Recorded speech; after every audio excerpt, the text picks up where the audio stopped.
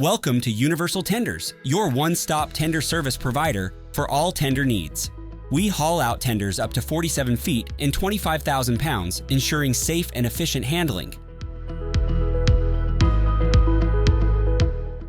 Our paint and fiberglass expert team offers comprehensive repair services, from basic touch-ups to full restorations. We provide certified engine services, offering maintenance, rebuilds, and repowering solutions. Additionally, we are proud to be a trusted Suzuki Marine dealership.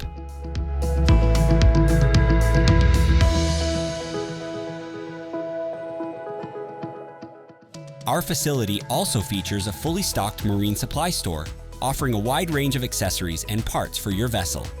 At Universal Tenders, we pride ourselves on precision tender services, ensuring your vessel receives the highest quality care. Contact us today to schedule your next service or repair. Hello and welcome to episode 4 of the Rich as Fuck podcast, where we talk about money, investing, and getting financially free whilst living that yachty life. Today, I have the pleasure of introducing to you guys Mr. Ramu Tremblay, who is our first subject expert and not a yachty, and he will be here today to talk to us about short-term rentals. Before we dig in, everybody please remember to read the disclaimer. This episode should not be misconstrued as financial advice. This is purely educational and informative. Do your own research. Let's go. Hello, sir. How are you today? I'm doing awesome. Good. How are things in Hawaii? It's beautiful out.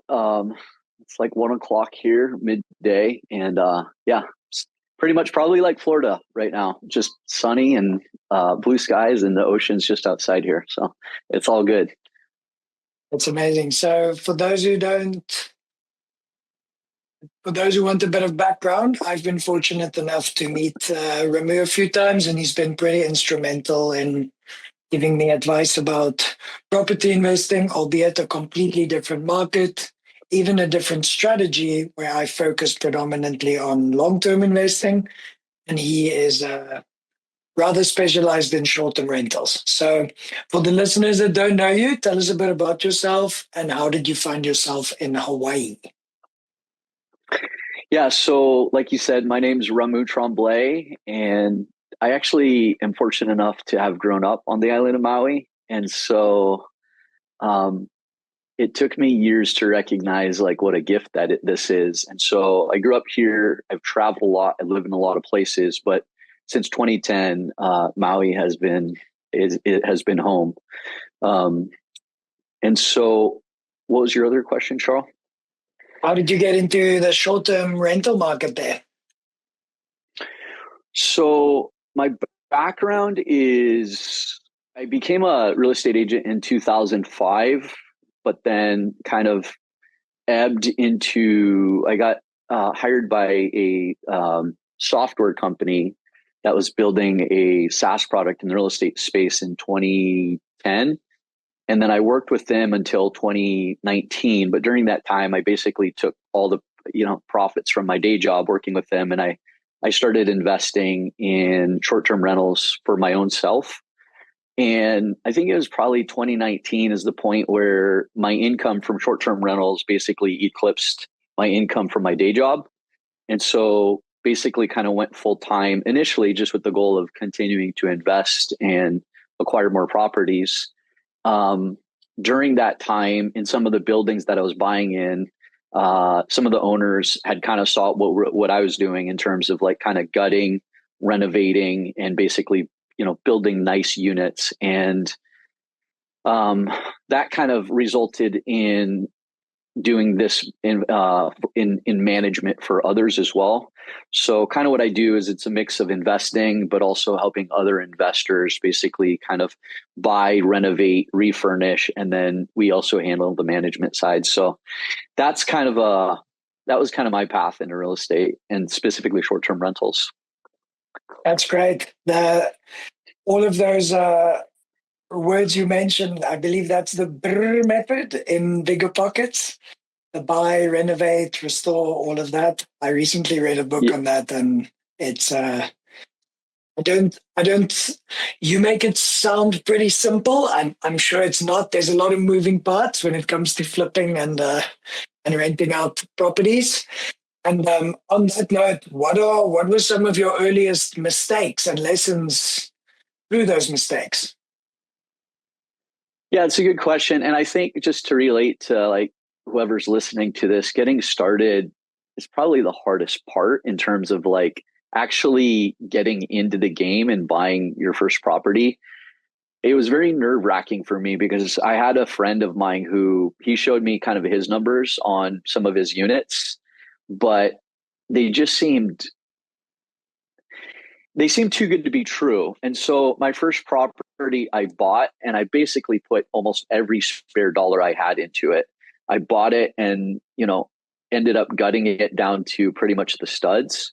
Um, and I made a lot of mistakes in that process, from not finding the right contractor. Basically, I tried to piecemeal together a team of, plumbers, electrician, drywall, paint, tile, and it was stressful because I was kind of managing my day job at the time.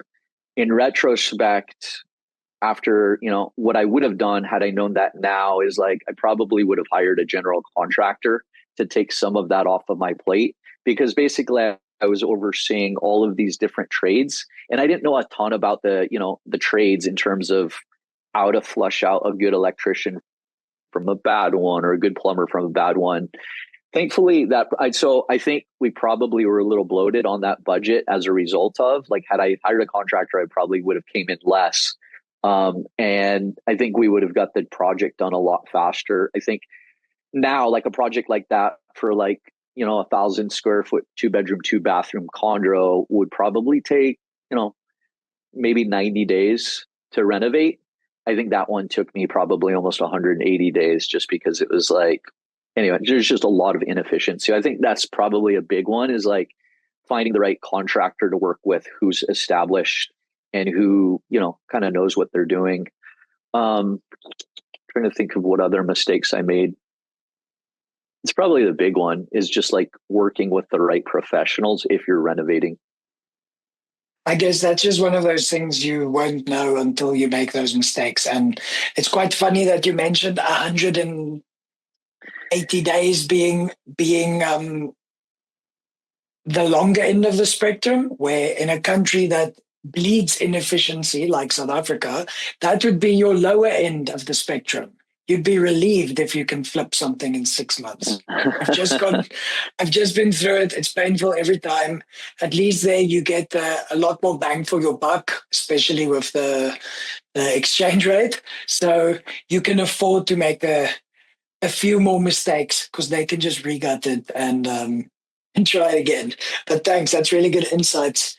And tell me, when you make the decision of expanding on your property portfolio, do you have a playbook of sorts? What are important things to look at when you're analyzing a property before you purchase it and then put it on the short-term rental market?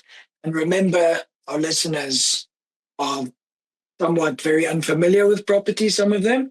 So we can really dumb this down like 5-year-old explanation, if you don't mind. Yeah, so let me paint some pictures of like the market we're investing in and what I'm looking for. So I'm in Hawaii and I'm on the island of Maui. And when I'm investing, when I say short-term rentals, I'm talking about I can rent for as little as a day, or I can rent for as much as 180 days, or like, I could rent to, there's basically the smallest unit of time I could rent for is basically a day, versus a long-term rental might be, 6 months.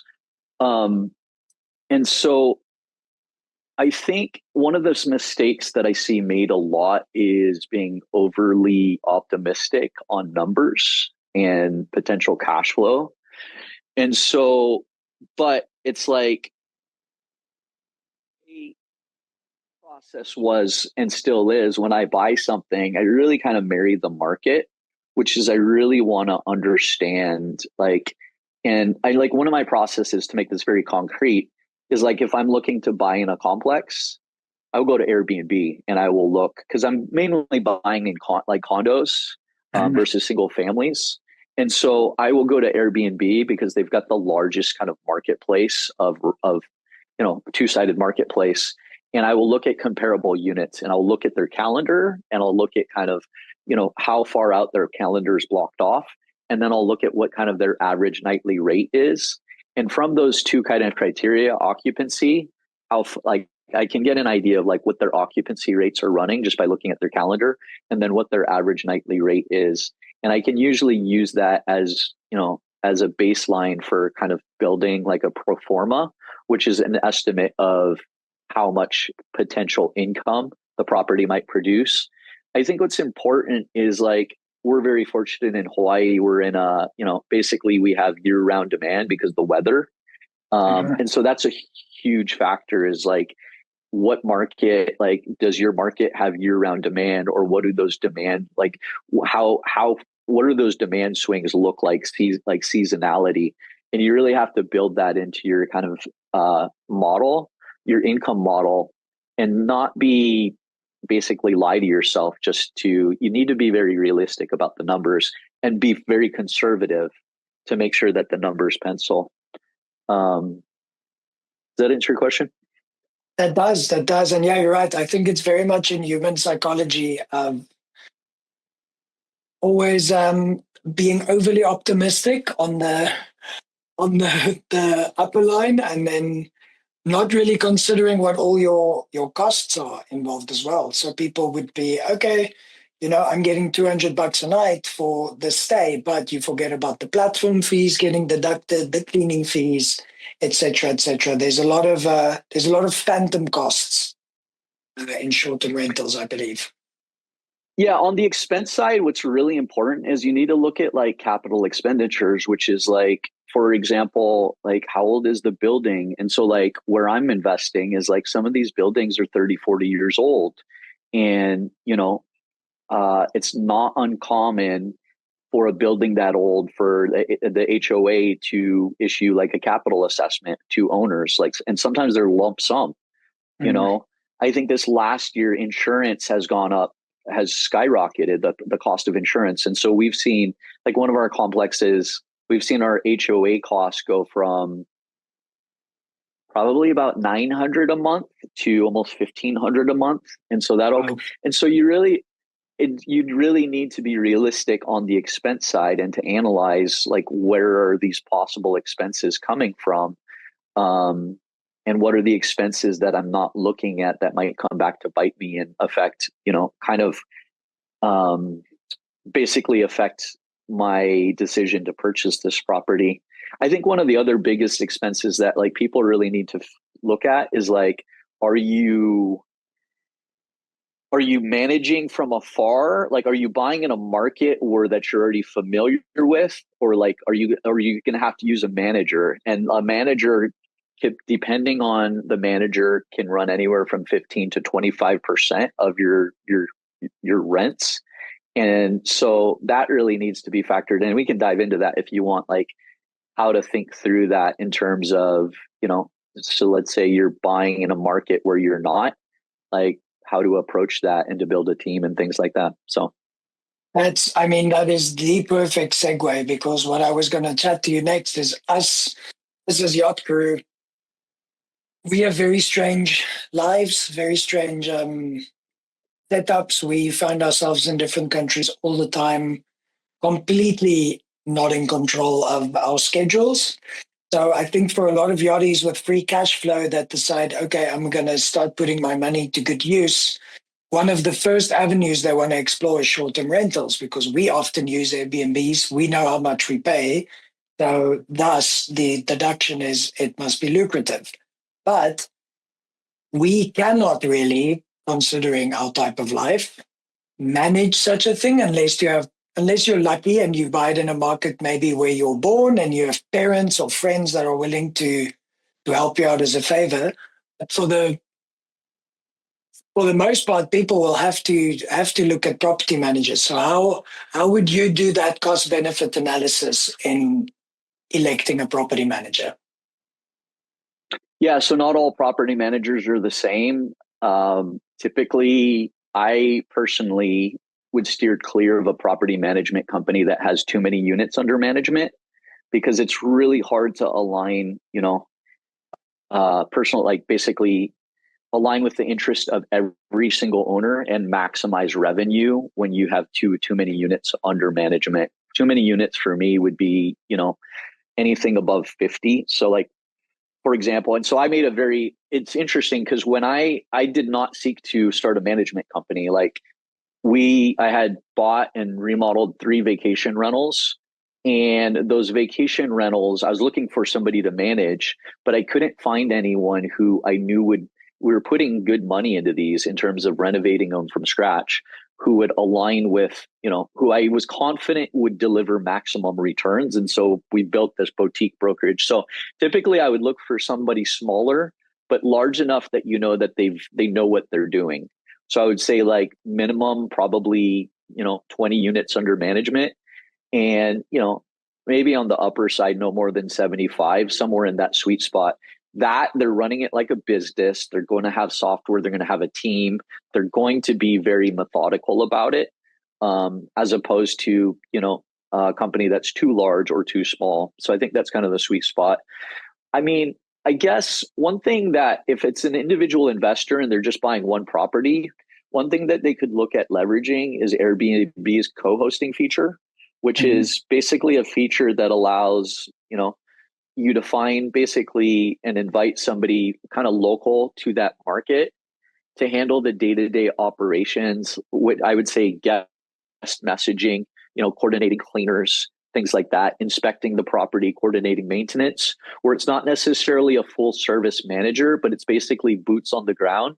And then, the investor, i.e., you or whoever's listening to this, could handle all the back end, because my understanding, when you guys are on yachts, you guys still have access to the internet. And so you guys could handle kind of the back end marketing side of things. And you might even be able to handle like the guest messaging stuff. Like there's a lot of tools you can use for automation, and even Airbnb and other tools where when somebody books your unit, you can have a message go out to them that thanks them. You can build custom kind of automated workflows. But I think essentially what you're looking for is somebody who has boots on the ground, especially if you're traveling and you're on a boat, on a ship, or a yacht, that is able to get to the unit if you have an emergency, or is able to inspect the cleaners. That's an important part of it. Or able to, and even if they're handy to, because like things break. So I would argue that not everybody needs a full service manager. If a yachty is comfortable handling kind of the guest messaging side of things and the marketing side of things, that you could have somebody who you pay just like a monthly fee to, where you negotiate regular inspections and things like that, where they're your boots on the ground.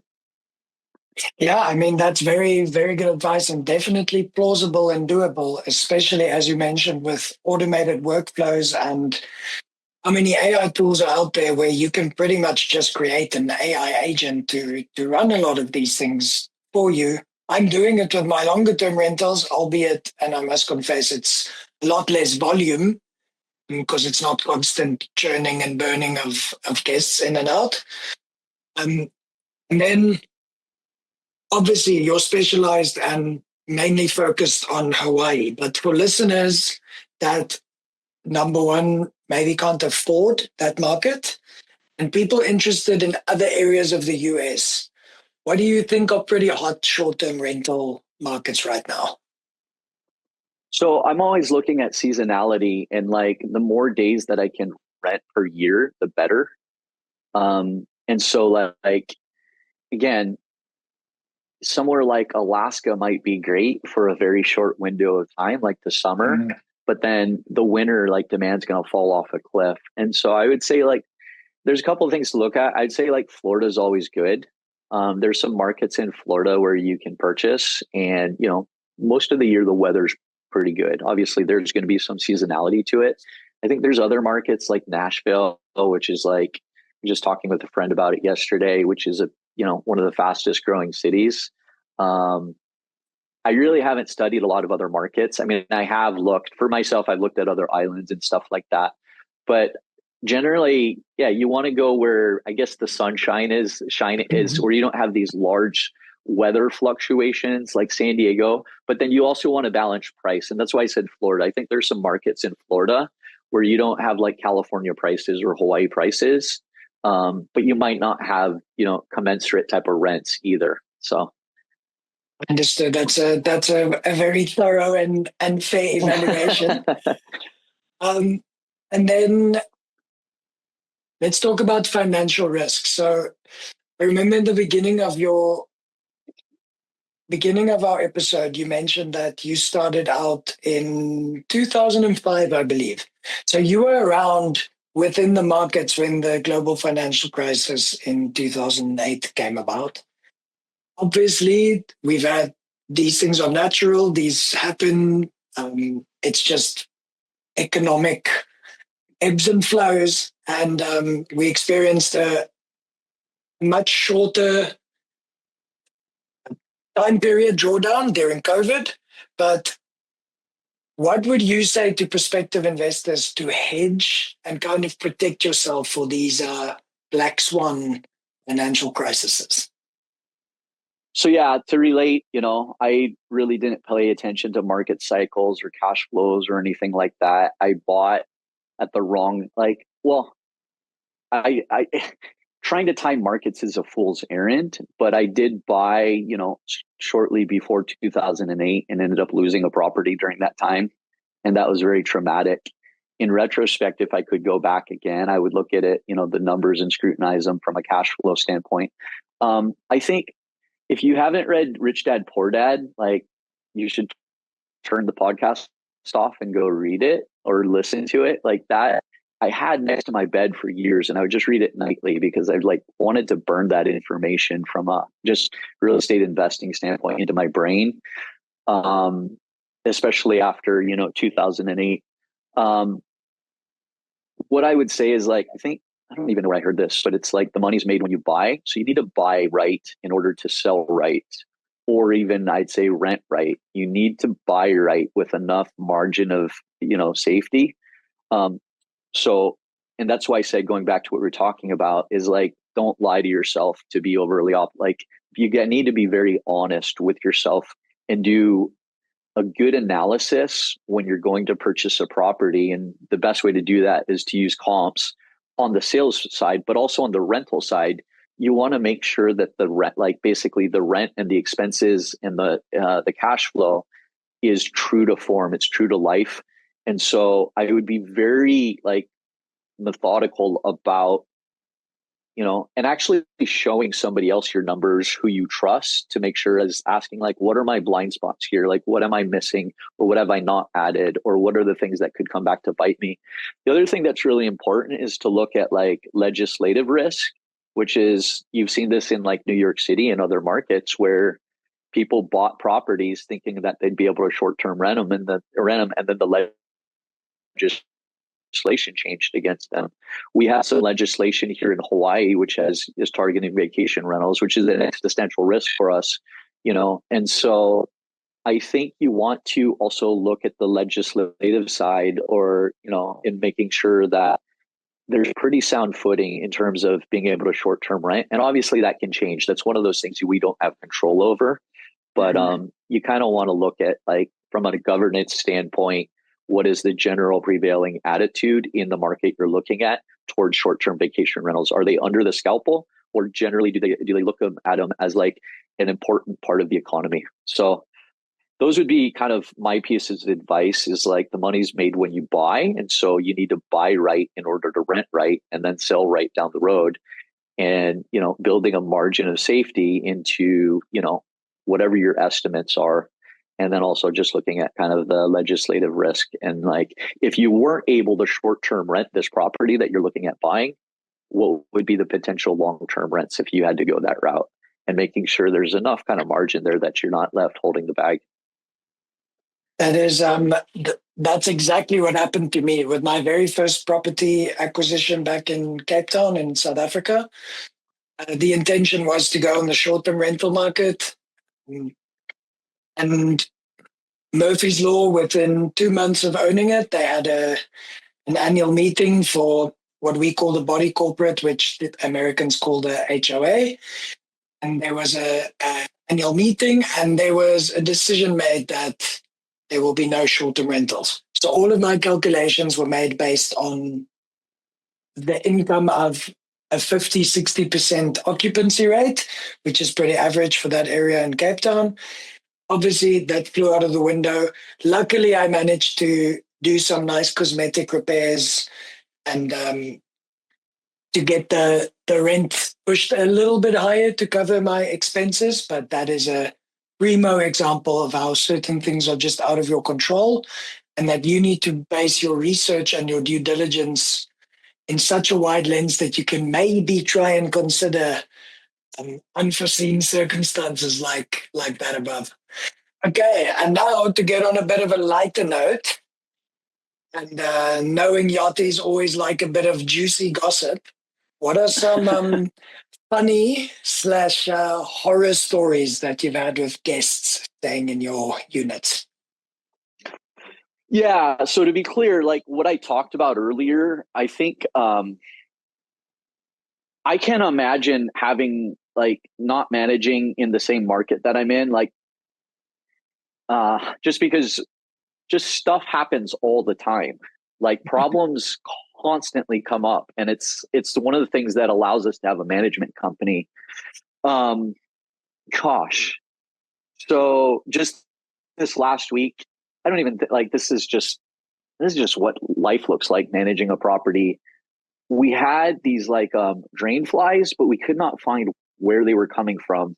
Like we had the drain lines cleared, and like they just kept coming. Like we're talking 50, 60, 70 flies in the unit while guests are in there, which is not good. We finally figured out yesterday that there was a little bit of water pooling underneath the wax ring had failed. So it was underneath the toilet area where the larvae were hatching. So it was not visible to us. And it was like the last thing we did. We had a plumber saying, you need to rip open the wall. And I was like, no. And so finally we found it yesterday. That's one. Let's see. I had an inspector just this week give me notice, like basically say I'm quitting tomorrow. And so I'm doing inspections today, and I'm meeting a potential inspector. We have had, let's see. This is all in 1 week, folks. Yeah. I mean, it's nonstop. So like today we have an AC leaking, which we have an AC guy going out to take care of it. We've had pot in units where, the neighbors upstairs are calling us saying, or the manager is calling us saying like, your client, like, your guests are smoking. And, that's happened a few times where I've literally had to, like this one party, I told them knock it off, and they continued doing it. And so I had to cut off their access code. So like, just because, I mean, they're just smoking, like basically filling our unit up with like marijuana smoke, So that wasn't this week. I mean, the thing is we also have we have over 30 total units under management total. And so like, if you own a single vacation rental or two, it's not like you're going to be dealing with this stuff every day. But I'm sharing this with the reality that like in a vacation rental, I think it's very different than a long-term rental. It's like stuff goes wrong and you need to have somebody to take care of this stuff.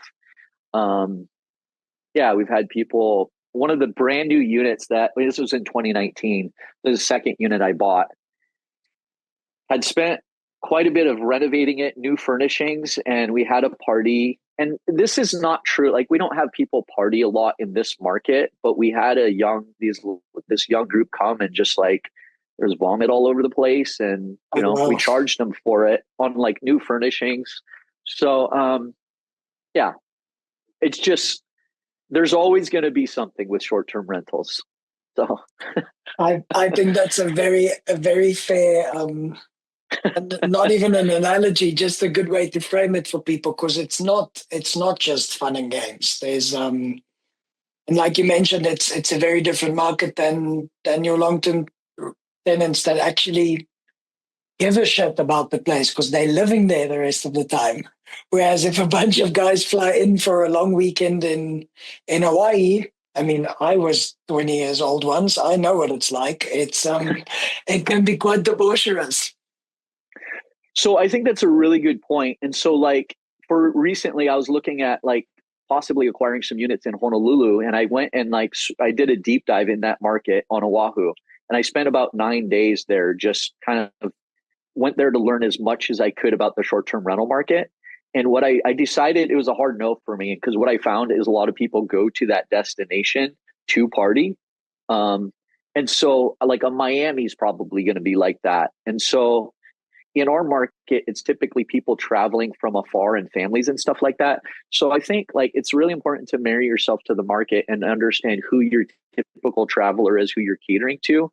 For our company's Luxe Maui Properties, and we do like most of our units we renovate, or our owners renovate, and so they're nice quality units. And generally, what I've found is the nicer the unit, the higher the cost, and most of the people who are willing to pay that higher premium are used to actually, generally speaking, taking care of stuff. And so that's the other thing, is you want to figure out who your typical kind of, your ideal kind of customer is. Because if you're kind of doing a commoditized unit where there's a lot of other units in the market that look like that, and you're chasing like a price conscious traveler, you may actually have more problems and things like that, and so yeah.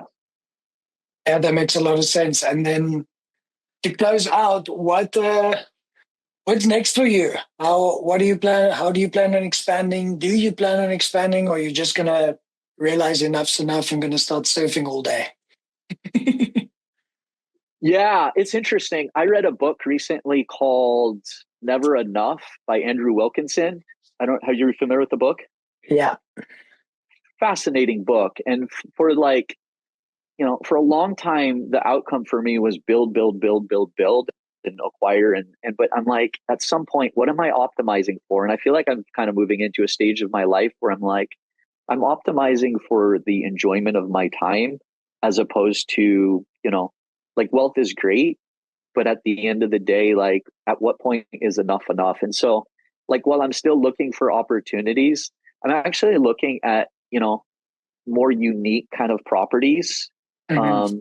and doing less deals. But when I do a deal, it's like doing a very, unique kind of, like basically very unique properties is what I'm looking at. It's probably the next chapter. So maybe like a deal a year or deal every few years. But yeah, And that's kind of, that's a good strategy, because I think that's going to stimulate a different part of the brain from the commercial analytical one. It's like, oh wow, let's convert this cool looking tree into a home that people can stay in.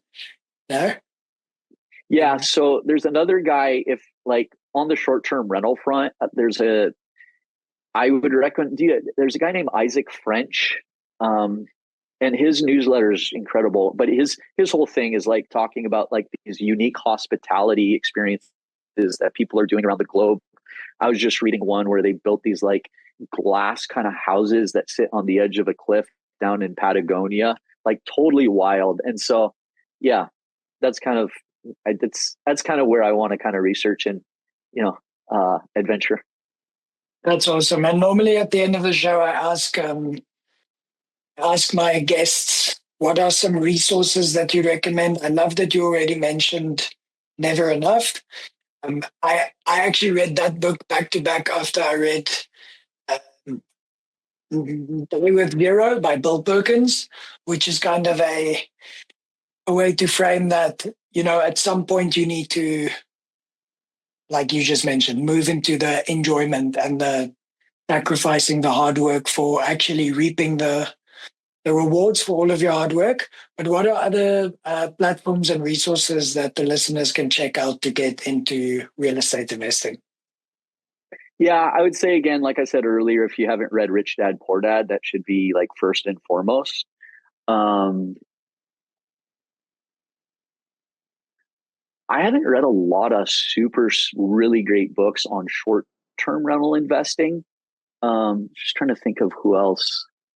my interests are just so divergent all over the place right now. Like It can be recently for the it last, can be any recommendation. It doesn't need to be married to this niche. It can be the Bible. yeah. So yeah. So like I'm very fascinated. Obviously AI is going to change how everything works. And so I'm really fascinated by understanding kind of where the puck is going. So there's a podcast I listen to daily. It's called the AI Daily Brief, which kind of just sums up, in like 10 or 15 minutes, like what are the developments in that. Yeah, I'd listen to a lot of podcasts, listen to Andrew Huberman on the health stuff. I'm super into, kind of understanding biohacking and just general principles of good health. I just read all over the like I'm reading a book called Chip Wars right now. And so there's so many great resources. We don't want to be reading that on boats. No, thank you. Nothing called ship wars. No. Chip. No, ship wars. No, not ship wars, chip. Like a microchip. Yeah. Okay, like semiconductors. Like semiconductors. Okay, Yeah, got it. yeah. Okay, holy shit, that's going to be a funny little clip now. Great. Well, Remy, on that happy, smiley note, thank you for taking the time to talk to us yachties today. I hope everybody listening gains a lot of value. And I look forward to potentially seeing you on the beautiful island of Hawaii in the not too far future.